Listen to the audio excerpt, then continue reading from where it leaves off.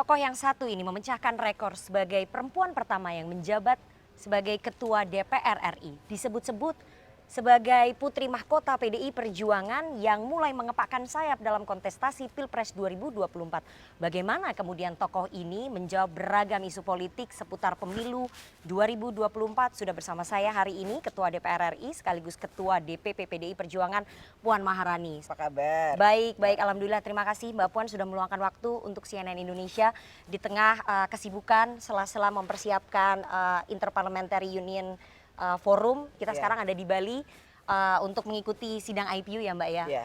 Masyarakat belum banyak yang tahu sebetulnya Mbak Puan dan juga belum aware soal forum sidang IPU ini. Seberapa penting sebetulnya sidang IPU terhadap Parlemen Indonesia Mbak? Ya, Interparliamentary Union ini terdiri dari 178 anggota di seluruh dunia.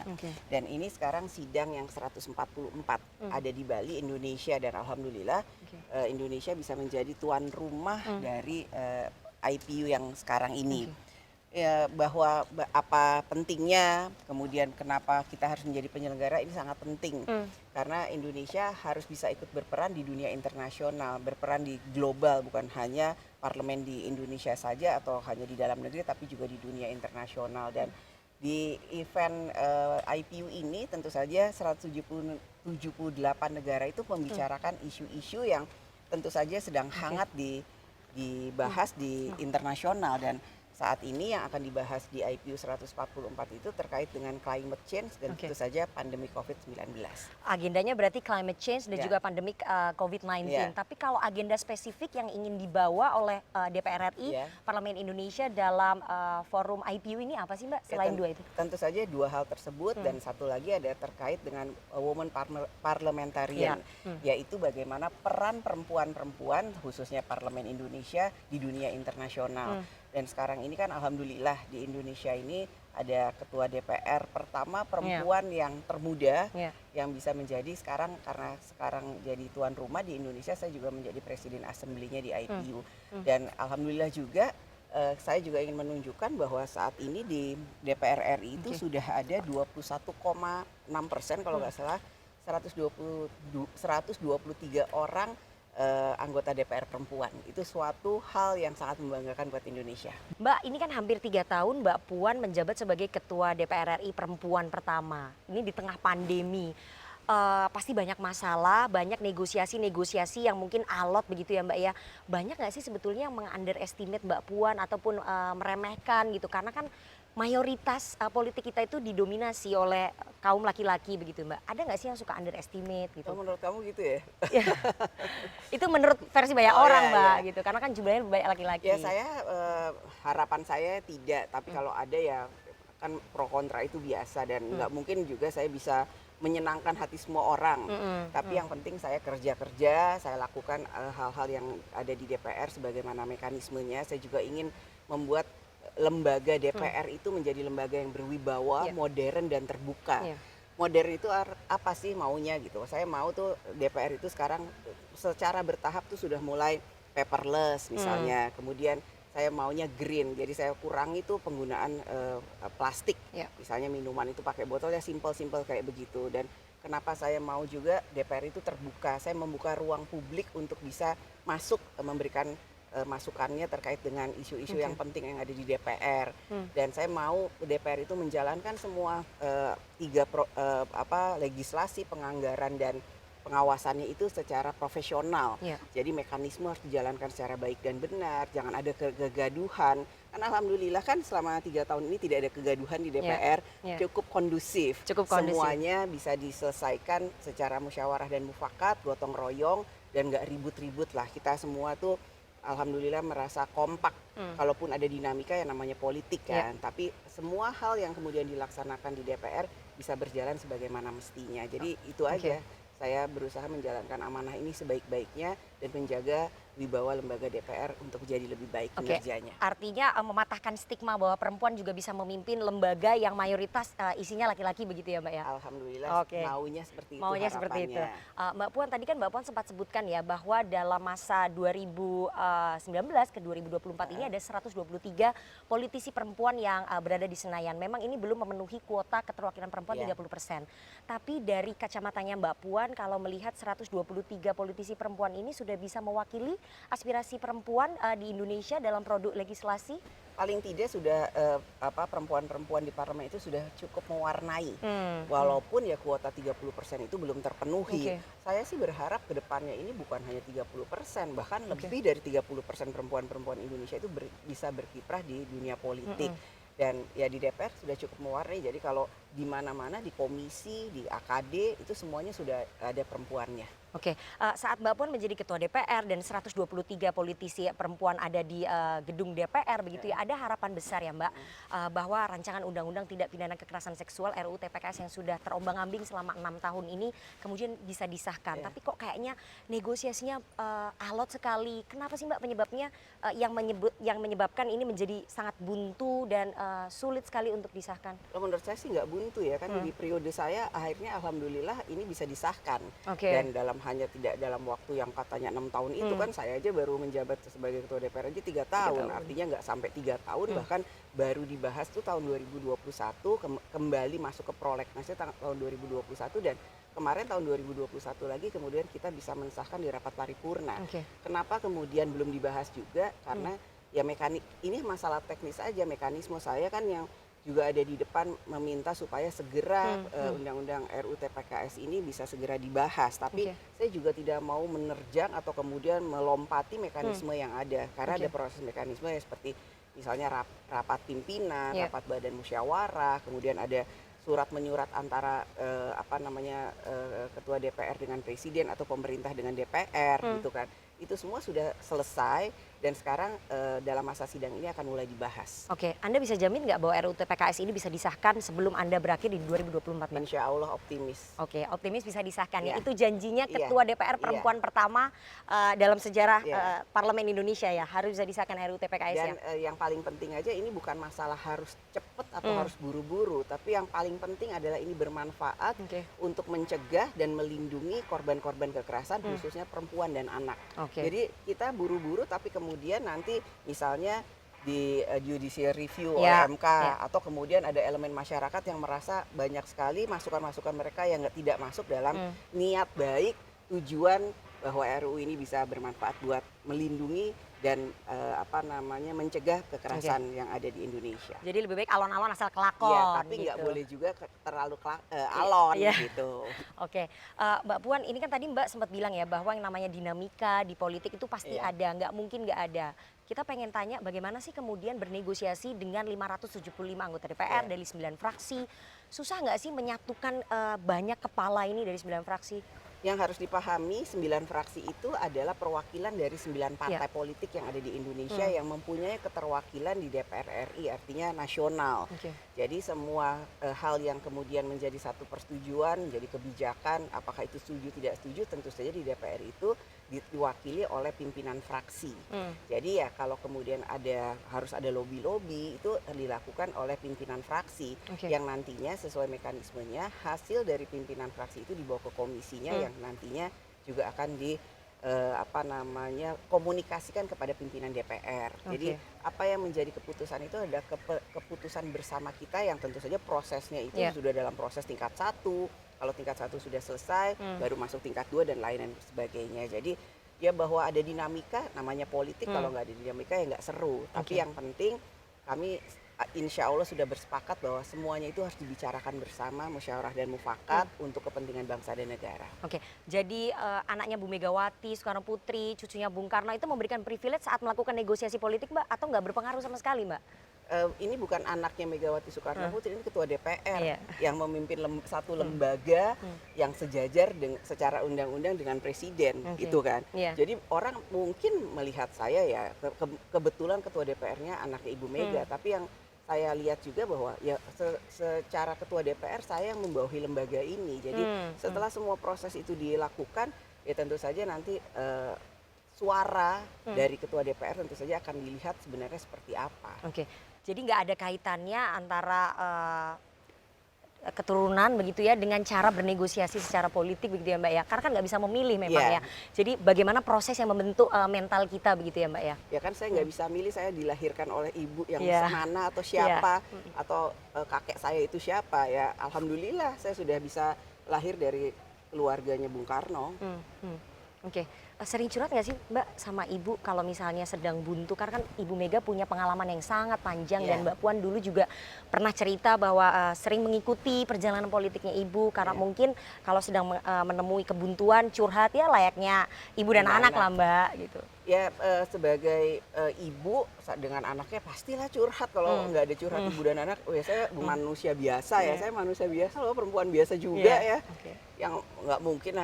Alhamdulillah masih punya seorang ibu yang punya pengalaman yang banyak, ya itu harus saya manfaatkan dong pengalaman-pengalamannya. Tapi juga yang harus saya pahami juga, ibu saya yang melahirkan saya ini, perempuan yang melahirkan saya ini ketua umum saya. Jadi kadang-kadang bukannya kemudian saya harus terpengaruh atau iya saja dengan apa yang menjadi keputusan dari ketua umum saya, namun justru inilah kesempatan untuk kita bisa berbagi curhat kalau sudah memposisikan dirinya ketua umum dengan ketua DPR, bahwa ini loh situasi kondisi di DPR, di politik seperti ini. Jadi bagaimana ketua umum kemudian menyikapi terkait dengan hal ini. Tapi kan kalau ibu dan anak ini gimana ya, santai lah gitu loh. Tapi sering berbeda pendapat nggak sama Ibu? Sering ya? Antara posisinya sebagai ketua DPR dan ketua umum PDI Perjuangan banyak perbedaan pendapat? Sering ya? Banyak. Berantemnya gimana Mbak? Ya seru. Seru ya? Ya karena itu kan salah satu proses yang membuat saya adalah bagaimana kemudian mengasah jiwa atau pemikiran saya terkait dengan apa yang pernah Ibu alami. Tapi kan kemudian saya bilang ya ini kan harus disesuaikan dengan zaman dan lain-lain sebagainya. Jadi dan alhamdulillah ibu saya juga bisa menerima pendapat-pendapat saya. Jadi ya seru. Oke, banyak perbedaan pendapat dalam politik antara ibu dan anak, antara ketua umum PDI Perjuangan dengan ketua DPR RI. Apakah itu juga termasuk dalam penundaan pemilu dan juga kontestasi Pilpres? Nanti kita akan bahas Mbak, semakin panas seperti cuaca di Bali, tapi nanti kita akan santai-santai di pinggir pantai bersama Mbak Puan sambil bicara lebih dalam lagi. Jangan kemana-mana, tetap bersama kami di special interview bersama dengan Ketua DPR RI, Puan Maharani.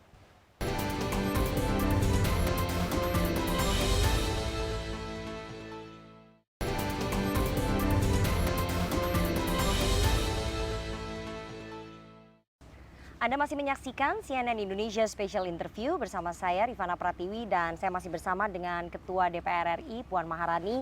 Mbak Puan, kita lanjutkan lagi perbincangannya, semakin panas seperti cuaca Bali, tapi kita untuk menghangatkan ataupun mendinginkan kita di pinggir pantai karena topiknya semakin panas nih Mbak, soal pemilu. Nah ini kan belakangan ya Mbak Puan ya, ada 3 ketua umum partai koalisi mitranya PDI Perjuangan, pendukungnya Pak Jokowi Maruf, Ketua Umum PKB, kemudian Ketua Umum Golkar, Ketua Umum PAN, mengusulkan penundaan pemilu 2024. Nah ini kan kemudian menimbulkan kegaduhan di publik ya Mbak ya, dengan berbagai macam alasan yang mereka lontarkan. Sebagai Ketua DPR, posisi Mbak Puan sangat krusial ya. Anda menilainya usulan dari 3 ketum parpol ini seperti apa? Sebagai Ketua DPR sudah jelas bahwa pemerintah, DPR dan KPU sesuai dengan mekanismenya sudah menyetujui dan menyepakati pemilu tahun 2024 itu akan dilaksanakan pada tanggal 14 Februari tahun 2024. Udah titik. Tapi sikap PDIP ini masih mungkin berubah atau tetap Mbak? Ya untuk kemudian merubah, tidak menyepakati dan lain-lain itu kan ada mekanisme yang harus dilakukan. Untuk menyetujui pemilu tahun 2024 saja harus tanggal 14 Februari 2024 itu mekanismenya panjang. Ada perdebatan, ada diskusi, ada berapa kali rapat-rapat di DPR yang harus menyepakati, bahkan sempat diskors karena tanggal yang disepakati oleh DPR dengan tanggal yang disepakati oleh pemerintah tidak ada kesepakatan dan lain-lain sebagainya. Jadi ya setelah disepakati kemudian disetujui dan bahkan disahkan bahwa DPR, pemerintah dan KPU menyetujui tanggal 14 Februari 2024 itu harus ada penyelenggaraan pemilu, ya itu yang kita sepakati. Jadi jalan terus dengan kesepakatan yang sudah dibuat oleh 9 fraksi di DPR.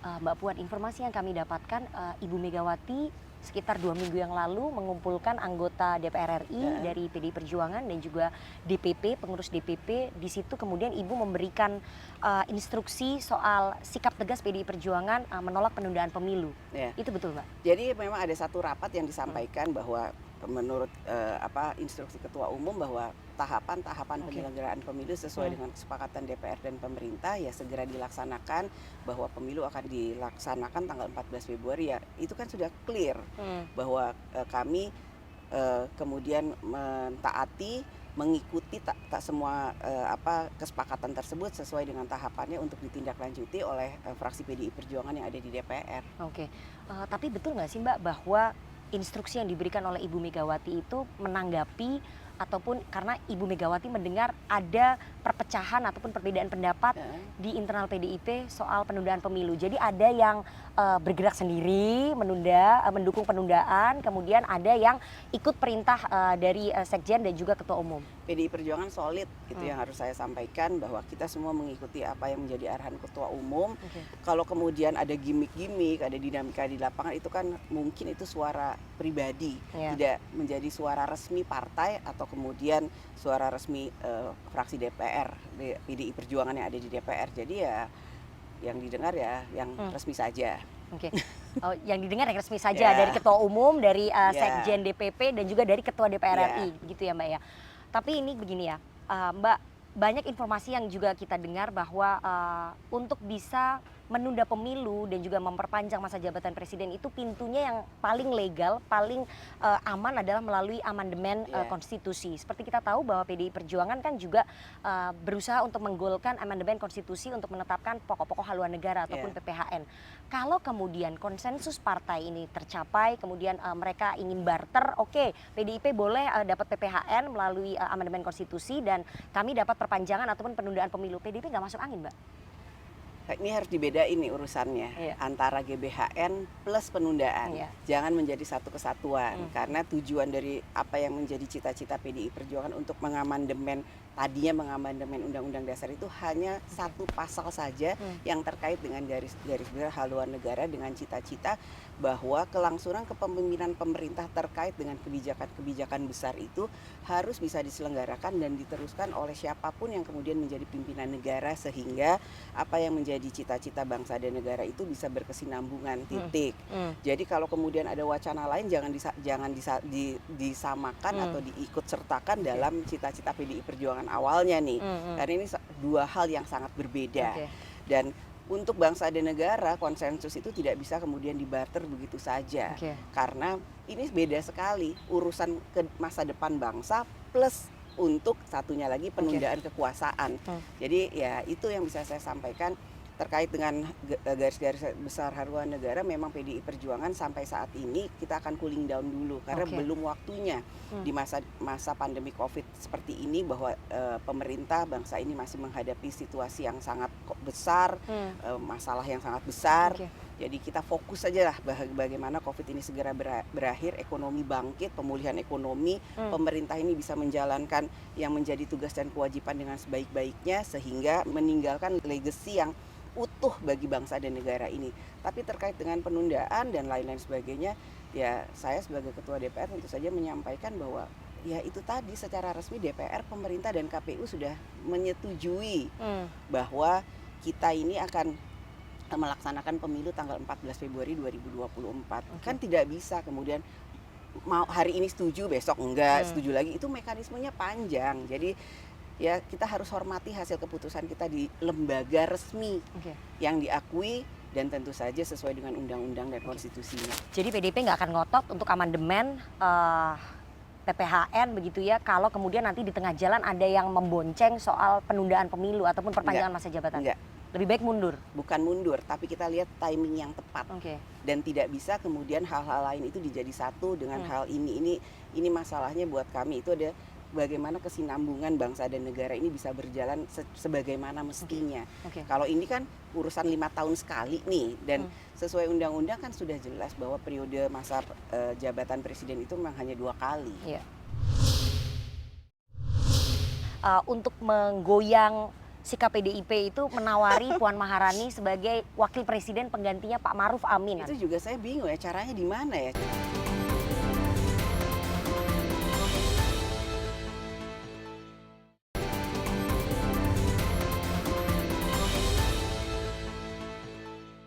Oke, Mbak Puan, ada juga yang bilang, ya informasi yang beredar, selain barter amandemen konstitusi PPHN untuk menggoyang sikap PDIP itu menawari Puan Maharani sebagai wakil presiden penggantinya Pak Maruf Amin. Kalau nanti konsensus ini tercapai, kemudian agar PDIP mau, Mbak Puan jadi wapres saja penggantinya Pak Maruf Amin, sehingga PDIP mau setuju penundaan pemilu dan perpanjangan masa jabatan. Itu juga saya bingung ya, caranya di mana ya, caranya pakai apa ya gitu kan. Karena di aturannya nggak ada kayak begitu. Jadi dua periode, setiap periode itu ada mekanismenya dan aturannya sesuai dengan undang-undang. Kemudian mau ganti-ganti seenaknya itu dari mana aturannya, saya belum tahu. Coba kasih tahu saya aturannya kayak gimana. Kok terlalu gampang kemudian mengganti dan menego sesuatu hal yang sangat luar biasa. Oke, tapi kan ini politik ya Mbak, apa saja bisa terjadi. Dan itu kan saya juga baru dengarnya, itu kan katanya dan hanya ada di media. Ya betul atau enggak? Katanya ada satu orang menteri yang memberikan bocoran A1. Sebutin menterinya siapa? Oke, tapi di lobi nggak? Enggak lah. Pernah ada tawaran itu langsung nggak nyampe ke Mbak Puan? Mbak Puan jadi wapres deh, gantiin Pak Maruf Amin. Asal PDIP setuju. Sampai 2024 tuh wapresnya masih Pak Ma'ruf.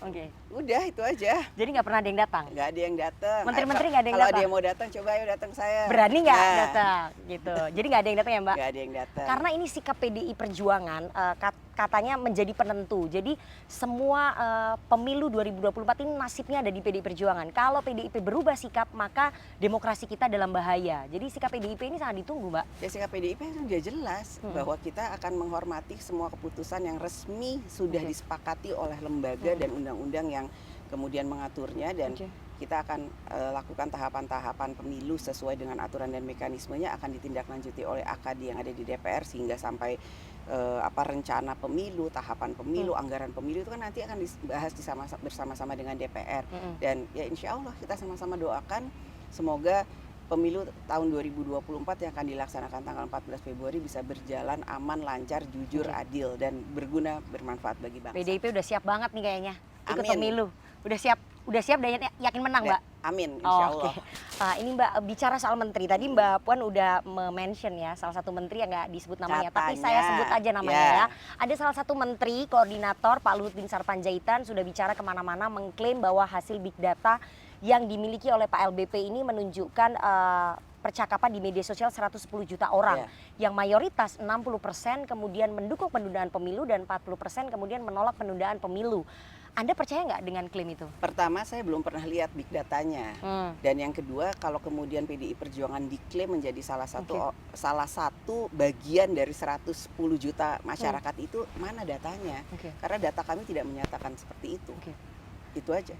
Datanya PDI Perjuangan, konstituennya PDI Perjuangan yang puas 70% terhadap kinerjanya Pak Jokowi, menunjukkannya seperti apa Mbak? PDI Perjuangan itu mengikuti apa yang menjadi aturan dan undang-undang yang ada. Jadi apa yang menjadi pernyataan secara resmi dari PDI Perjuangan, ya itulah yang seharusnya diikuti oleh seluruh orang yang menamakan dirinya itu, apakah konstituen, apakah kader, ataukah kemudian simpatisan dari PDI Perjuangan, itu aja.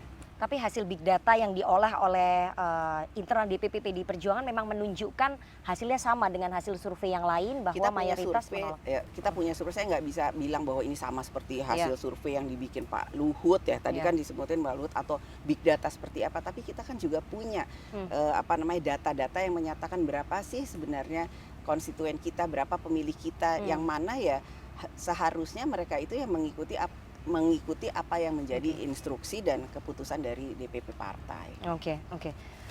Mbak Puan kan udah cukup lama ya di politik ya. Menurut Anda pihak-pihak yang ingin penundaan pemilu, pihak-pihak yang ingin memperpanjang masa jabatannya Pak Jokowi itu memang ada di sekelilingnya Pak Jokowi ya?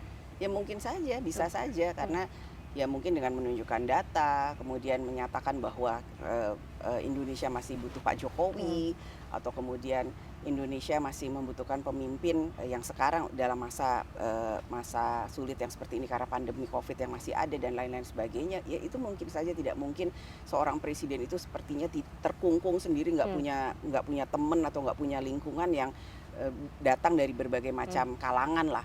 Itu sih menurut saya namanya lingkungan presiden itu ya pasti semuanya mau deket presiden, dan semuanya bisa memberikan masukan ataupun kemudian memberikan data atau hal-hal yang menurut yang bersangkutan itu akan mempengaruhi presiden. Tapi Mbak Puan menyayangkan nggak sih bahwa orang-orang di sekitarannya Pak Jokowi ataupun lingkarannya Pak Jokowi ini memberikan masukan yang mungkin saja menjerumuskan Pak Jokowi, karena kenyataannya konstitusi harus ditaati begitu?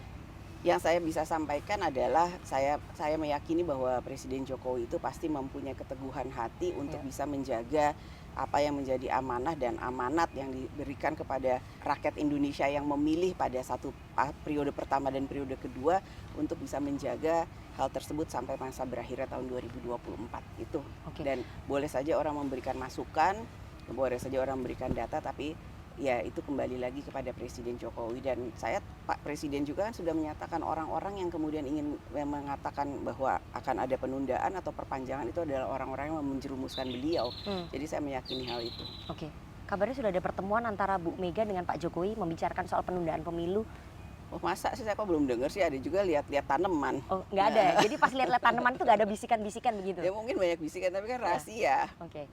Tapi pada saatnya nanti Ibu Megawati akan menyampaikan sikapnya kepada Presiden Jokowi bahwa harus taat konstitusi, bahwa ini adalah dasar negara. Ya bukan pada saatnya, saya rasa kalau ada kesempatan itu yang akan disampaikan oleh Ibu Mega, karena apapun ya Ibu Mega yang pernah kemudian menjadi presiden, wapres, akan memberikan masukan yang baik dan positif pada Pak Jokowi, sehingga Pak Jokowi jangan sampai kemudian terlena atau kemudian salah jalan lah. Kan di Indonesia ini kan budaya saling menghormati, menghargai, apalagi kepada yang lebih tua, kan itu suatu hal yang menurut saya harus selalu dilakukan siapapun dia, apakah itu presiden, apalagi presiden gitu kan, yang mendengar masukan pada orang yang pernah punya pengalaman dan pernah menjadi presiden. Buat saya itu adalah suatu hal yang harusnya menjadi satu hal yang sangat penting. Dan semoga Pak Jokowi mendengar ya masukan dari pendahulunya itu ya, dari Ibu Mega. Tapi Mbak Puan begini ya, salah satu alasan orang-orang ini menginginkan penundaan pemilu ataupun perpanjangan masa jabatan presiden itu adalah karena mereka khawatir proyek ibu kota negara ini akan mangkrak ya, tidak selesai kalau Pak Jokowi tidak diperpanjang. Anda juga mendengar itu nggak?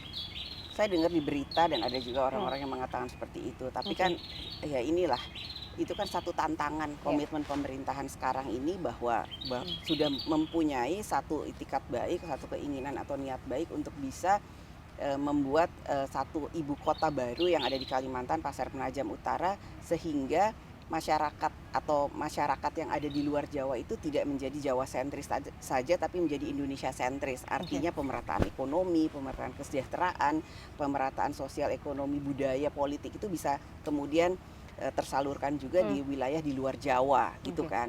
Nah, saya rasa ini tantangan dan komitmennya buat pemerintah yang sekarang, bahwa sudah mempunyai cita-cita tersebut, segera lakukan sesuai dengan apa yang menjadi cita-citanya. Bahwa itu bisa diselesaikan atau tidak bisa diselesaikan, itu kan masih panjang. Dan kita semua juga memahami bahwa membangun satu ibu kota baru, walaupun DKI Jakarta itu tidak ditinggalkan, tentu saja butuh waktu yang panjang.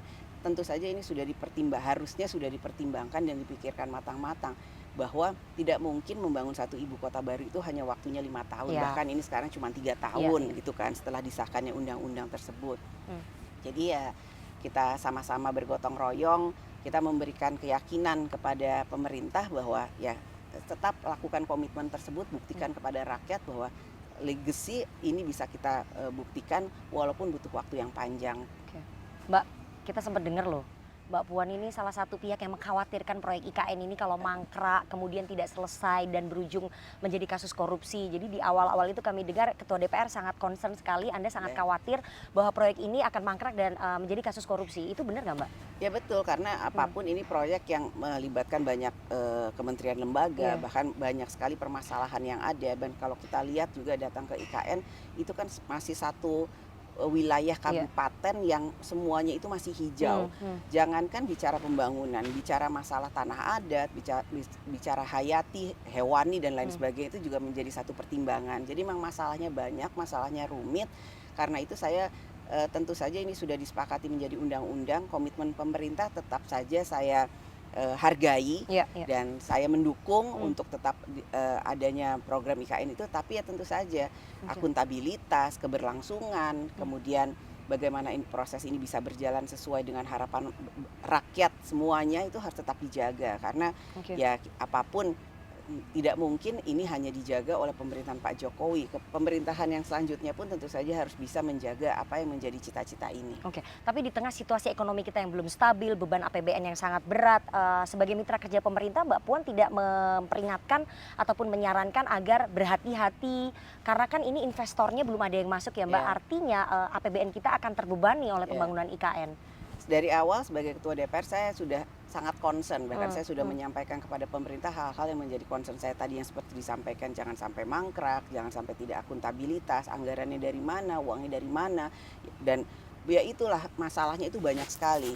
Tapi saya juga menghargai komitmen dari pemerintah bahwa semua yang menjadi permasalahan itu akan ada solusinya. Jadi ya sekarang yang bisa saya sampaikan adalah kita dukung, kita hargai komitmen pemerintah, semoga cita-cita ini memang bisa berjalan untuk kebaikan bangsa dan negara. Oke, kembali lagi ke penundaan pemilu, kekhawatiran paling besar dari PDI Perjuangan kalau kemudian konsensus politik tercapai ya Mbak ya, partai-partai lain setuju, sementara PDIP nggak setuju, kemudian mereka setuju untuk penundaan pemilu melalui pintu amandemen konstitusi. Kekhawatiran PDI Perjuangan kalau itu terjadi apa Mbak? Ya pertama kan ada satu proses yang kemudian apakah ini sudah menjadi satu force major, maksudnya ada sesuatu hal yang sangat mendesak sehingga harus adanya amandemen terkait dengan penundaan pemilu.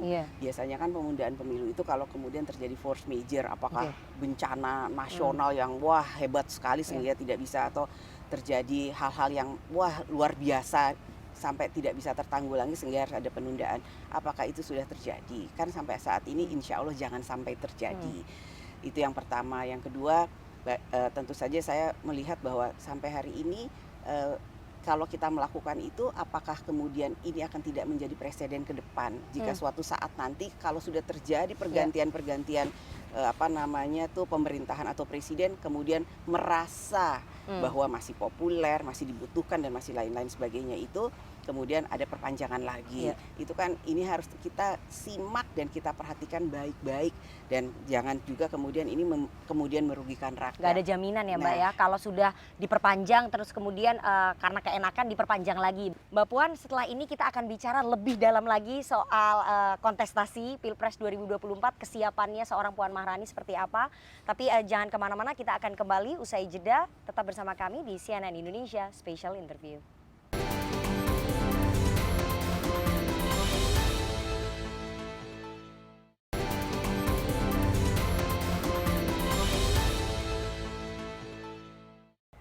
Anda masih menyaksikan CNN Indonesia Special Interview bersama Ketua DPR RI Puan Maharani. Mbak Puan, sekarang kita jalan santai di pasir, tapi ngomongnya tetap berat, ngomongin politik. Ya, kita lanjutkan ya Mbak ya. Mbak Puan, kalau kita lihat belakangan ini sering sekali Mbak Puan mengeluarkan pernyataan yang mengkritik, memberikan masukan yang agak keras Mbak kepada pemerintah. Seperti kita tahu bahwa Pak Jokowi kan kadernya PDI Perjuangan. Kenapa sih kok mengkritik kader sendiri? Lah sebagai fungsi pengawasannya kan DPR punya kewajiban untuk kemudian memberikan masukan kepada pemerintah agar dalam kinerjanya bisa lebih maksimal, bisa berbuat banyak untuk rakyat, dan itu merupakan fungsi pengawasan. Jadi kalau saya memberikan kritik membangun, saya rasa ya itu sah-sah saja karena kan walaupun ya Pak Jokowi itu adalah, kami ini adalah bareng-bareng sama di DPI Perjuangan, ya namun tetap saja kritik membangun itu tetap dibutuhkan dalam membangun bangsa dan negara. Mbak Puan, tadi kan Mbak Puan bilang ya bahwa kritikan itu sebagai bentuk dari fungsi pengawasan karena Mbak Puan adalah mitra kerjanya pemerintah, Ya. mitra kerjanya presiden begitu. Bukan Tapi mitra kerja, kita sejajar sama sejajar, presiden, sejajar, ya. sama-sama. Tapi fungsinya punya tugas pengawasan. Oke. Tapi banyak yang bilang Mbak bahwa mengkritik kader sendiri, mengkritik Pak Presiden itu sebagai langkah untuk menaikkan elektoral, menaikkan popularitas. Oh, bukan, Betul itu nggak, Mbak? sebagai fungsi pengawasannya, karena memang tugas DPR itu sebagai fungsi pengawasannya itu adalah ya seperti itu, untuk kemudian mengecek kinerja pemerintah, bukan presiden loh ya, pemerintah. Kalau memang itu kemudian ada yang dirasa belum maksimal, ada yang dirasa memang harus diperbaiki, ya tugasnya adalah bagaimana kemudian anggota DPR termasuk pimpinan DPR dan ketua DPR itu menyampaikan aspirasi rakyat supaya pemerintah bisa bekerja lebih maksimal. Dan ini bukan teriakan atau kritik secara internal, ini antara fungsi pengawasan DPR kepada pemerintah. Nothing personal ya Mbak? Iya, nothing personal. Benar-benar truly profesional aja. Oke, Mbak, bicara soal elektabilitas, kalau kita lihat nih dari tahun lalu kita udah banyak banget ngeliat kalau misalnya di daerah-daerah, di jalan-jalan itu baliho-baliho bertebaran ya Mbak ya, balihonya Mbak Puan gitu ya, terus kemudian spanduk dengan berbagai macam foto. Udah siap nyapres Mbak? Sekarang masih jadi ketua DPR. Tapi udah siap nyapres dong, meskipun sekarang jadi ketua DPR. Sekarang tetap jalanin dulu sebagai ketua DPR, tugasnya sebagai ketua DPR apa, kan nanti pemilu masih tahapannya tahun depan. Tahun depan lah baru kita bicara capres atau cawapres. Tapi itu adalah salah satu bentuk untuk sosialisasi menuju kontestasi Pilpres 2024 dong. Ya kalau anggapan kamu dan yang lain-lain seperti itu ya monggo saja. Tapi pemasangan baliho di semua titik dengan message ataupun pesan kepak sayap kebinekaan itu apa yang ingin disampaikan sih Mbak? Ya bahwa kita itu adalah negara yang Bhinneka Tunggal Ika. Kita itu dengan keberagaman kita itu ya tetap harus mengedepankan bahwa kita itu adalah satu bangsa, satu warga negara Indonesia yang harus tetap menjaga kerukunan, apakah itu kerukunan toleransi beragama, kerukunan sesama suku bangsa, kerukunan sebagai rakyat Indonesia. Itu yang ingin saya sampaikan, bahwa kenapa kepak sayap, karena dalam menjalankan apa-apa itu sebenarnya kita tuh harus gotong royong, nggak bisa burung itu terbang tuh kalau sayapnya cuma satu. Cuman intinya tuh kalau mau berjalan tuh harus seiring sejalan, terus kemudian bergotong royong. Dengan kebinekaannya kita tuh satu bangsa gitu. Tapi kalau misalnya dilihat ya di kepak sayap kebinekaan ini ada lagi message yang satu lagi ya Mbak ya. Itu sebetulnya ingin apa sih Mbak? Ingin menaikkan elektoral ataupun ingin memperkenalkan sosoknya Puan Maharani yang belum banyak dikenal publik atau seperti apa? Ya kan itu sah-sah saja, semua orang juga pasang kok, tapi begitu Puan Maharani kok ribut gitu. Kenapa ya? Saya juga ya kenapa, dan itu persepsinya mau bicara karena apa, sebagai apa, yang monggo-monggo saja. Dan saya juga melihat banyak juga foto-foto billboard itu dipasang oleh relawan yang mana alhamdulillah mungkin mendukung atau mempunyai harapan, tapi yang pasti apa yang dilakukan oleh teman-teman, apakah itu relawan atau yang lain-lain sebagai struktur partai dan lain-lain, itu merupakan bentuk apresiasi mereka kepada saya, mungkin gitu, alhamdulillah, yang mana sebagai ketua DPR saya itu diharapkan bisa lebih dikenal oleh masyarakat lah dengan kinerjanya, dengan tahu bahwa kita ini punya ketua DPR loh, atau Mbak Puan tuh ada loh gitu. Tapi nggak pernah disuruh sama Mbak Puan untuk pasang-pasang baliho tuh kader-kader? Nggak ada suruhan? Ya kan nggak ada. Itu kalau kemudian mereka mempunyai niat, kemudian mempunyai pernyataan pasang boleh nggak, terus maksud saya bilang nggak boleh. Kalau relawan-relawan itu ada relawan Gemah Puan Maharani? Terima kasih kepada teman-teman relawan, tapi saya pun tidak pernah kemudian menyuruh, bahkan bertemu secara langsung dengan mereka pun sampai saat ini belum. Tapi ada satu waktu nanti akan mengundang dong, kan relawan itu ngefans sama Mbak Puan. Makanya ini kan saya mengucapkan terima kasih karena mereka mengapresiasi, mempunyai harapan, dan itu menjadi tantangan buat saya ya, bahwa nantinya pasti ya insya Allah saya akan bertemu dengan semua teman-teman, saudara-saudara saya ini yang mungkin mempunyai harapan dan memberikan dukungan secara moral pada saya lah. Oke. Tapi dengan memasang baliho, kemudian ada relawan gitu ya, hasil surveinya Mbak Puan di lembaga-lembaga survei ini juga masih rendah ya Mbak ya. Kita bicara fakta statistiknya begitu. Menurut Mbak Puan itu kenapa? Saya nggak pernah lihat juga sih hasil surveinya. Yang penting saya kerja aja. Jadi tujuan dari kerja saya itu kan insya Allah itu nantinya bisa bermanfaat, paling tidak ya, walaupun tidak bisa mungkin bermanfaat secara maksimal, paling tidak saya mempunyai kontribusi dalam membangun bangsa dan negara. Ya sudahlah, saya kerja aja sekarang. Kerja aja tapi pasti punya ambisi politik dong. Masa nggak pengen jadi kayak Kamala Harris, Ya. memecahkan rekor, jadi wapres Kerja perempuan itu pertama? harus yang pertama harus dilakukan itu buat saya, ya ambisi. Kalau nggak punya ambisi kita nggak punya semangat. Iya. Artinya kan kita harus punya semangat juga dong untuk bisa melakukan semua kerja-kerja. Jangan kalau nggak ingin nantinya gimana kita mau monoton kan. Oke. Ya tapi saya selalu pinginnya mengalir aja lah gitu, Oke. karena saya memahami bahwa apa yang saya kerjakan walaupun tidak sempurna, saya sudah berusaha secara maksimal. Itu yang pertama. Dan yang kedua, bicara capres cawapres itu selain tentu saja kita harus berikhtiar, kita harus punya tiket, harus ada yang mengusulkan, harus ada yang mendukung dan lain sebagainya. Itu kembali lagi itu Allah yang menentukan. Oke, bicara soal tiket. Nah, ini kriteria capres ataupun cawapresnya PDI Perjuangan yang akan diberikan tiket itu apa? Apakah harus surveinya tinggi, elektabilitasnya tinggi, populer, media darling, kemudian jadi fansnya anak-anak milenial, atau seperti apa sih Mbak? Yang kamu sampaikan itu kriteria yang tadi, populer, elektabilitas dan lain-lain, itu menjadi salah satu bagian dari apa yang menjadi kemudian kita memutuskan seseorang untuk kemudian bisa menjadi calon dari PDI Perjuangan lah, misalnya kalau saya menyampaikan begitu. Namun yang paling penting lagi adalah mempunyai visi dan misi yang sama dengan cita-cita Bung Karno, mencinta tanah air, tetap kemudian menjunjung tinggi toleransi beragama, kemudian kebinekaan, dan bagaimana mengimplementasikan Pancasila ini tetap selalu berada di hati rakyat Indonesia. Dan kemudian ya tentu saja saya berharap orang tersebut adalah orang yang dekat dengan PDI Perjuangan. Oke, orang yang dekat dengan PDI Perjuangan itu maksudnya apa tuh Mbak? Ya pernah berjuang bersama-sama dan mau membesarkan PDI Perjuangan plus mau membangun bangsa dan negara sesuai dengan apa yang menjadi cita-cita Bung Karno.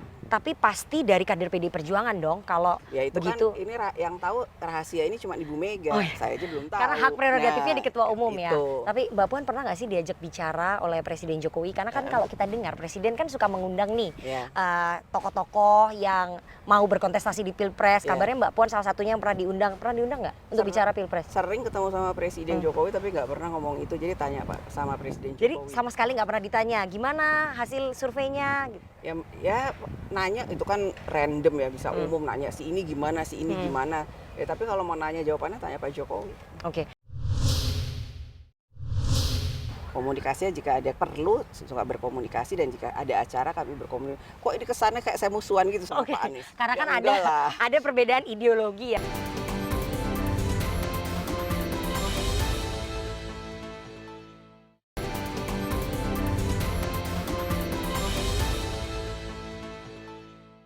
Tanggapan Mbak Puan soal politisi instan itu seperti apa sih? Saya meyakini tidak ada orang yang bisa kemudian terjun ke masyarakat secara instan. Semua itu kerja keras dan perjuangan.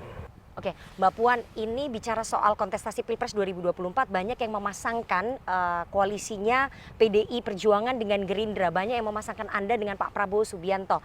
Mbak Puan tertarik nggak sama Pak Prabowo, sama-sama maju Pilpres? Saya akrab sama Pak Prabowo, saya baik sama Pak Prabowo. Hubungan keluarga kami dengan Pak Prabowo itu alhamdulillah sampai sekarang cair sekali. Saya bisa ngobrol sama Pak Prabowo dengan santai, begitu juga dengan Ibu Mega. Dan Pak Prabowo itu seseorang yang sangat menghargai dan menghormati keluarga Bung Karno. Jadi nggak ada masalah dengan Pak Prabowo bahwa nantinya ke depan akan seperti apa. Ya kalau saya kan sebagai kader PDI Perjuangan yang menunggu keputusan dari Ketua Umum PDI Perjuangan. Tapi tragedi Batu Tulis nggak akan terjadi lagi? Ya itu kan masa lalu, kita bicara masa depan.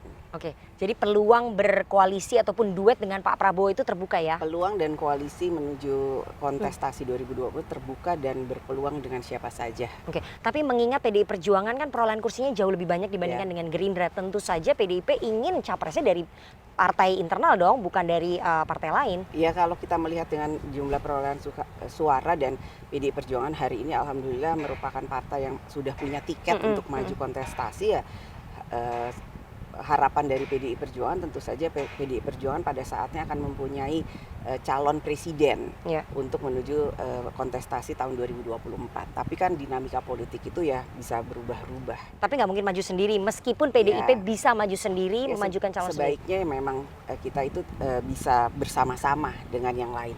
Oke, Mbak Puan, selain menduetkan Mbak Puan dengan Pak Prabowo Subianto, ada yang mengatakan untuk mengakhiri polemik antara Cebong dengan Kampret, lebih baik Puan Maharani bergabung saja dengan Anies Baswedan.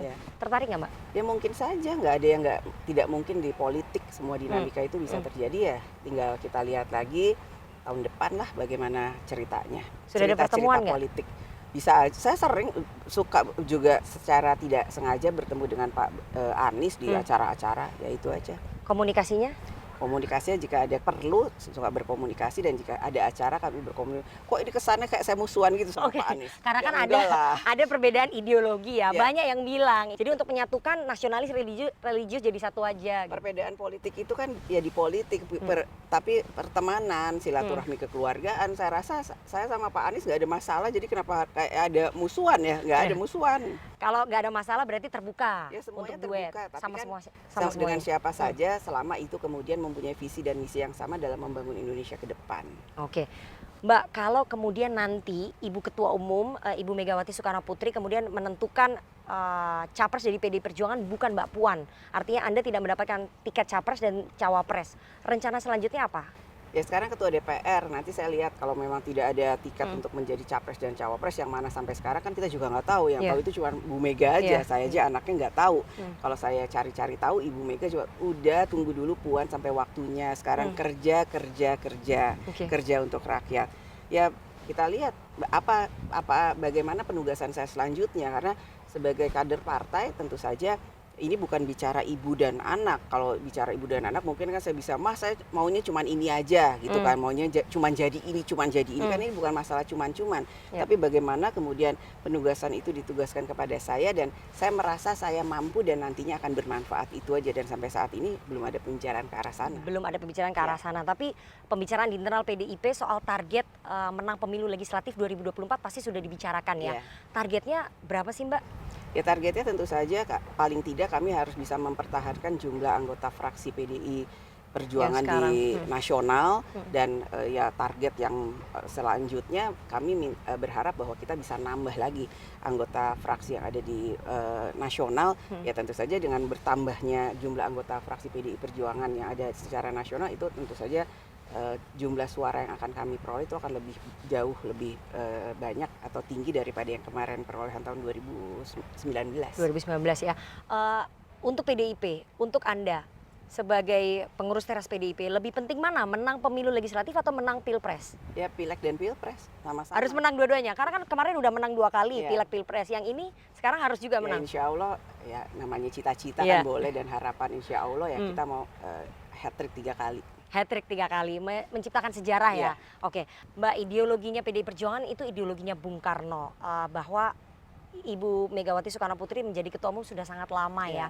Pada akhirnya Ibu Mega nantinya pasti akan menyerahkan tampuk kepemimpinan partai kepada seseorang ataupun orang lain. Menurut Mbak Puan memang harus terus Soekarno yang menjadi ketua umum atau terbuka peluang bagi orang lain?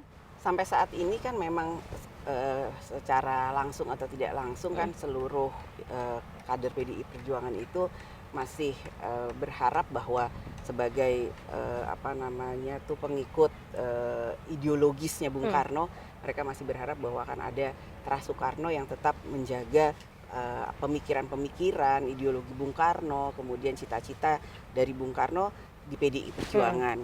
Ya tentu saja saya pun sebagai cucu Bung Karno, sebagai keluarga Bung Karno juga masih mempunyai harapan seperti itu. Karena kalau kita lihat datang ke lapangan, datang ke daerah-daerah, masih banyak sekali orang yang mengenal, misalnya tahu Bung Karno atau tidak, tahu siapa presiden pertama, bagaimana dengan Bung Karno, bahkan di rumahnya itu saya masih lihat ada foto-foto Bung Karno yang udah warnanya udah kuning dan lain-lain sebagainya gitu kan. Jadi masih banyak orang yang cinta dengan Bung Karno.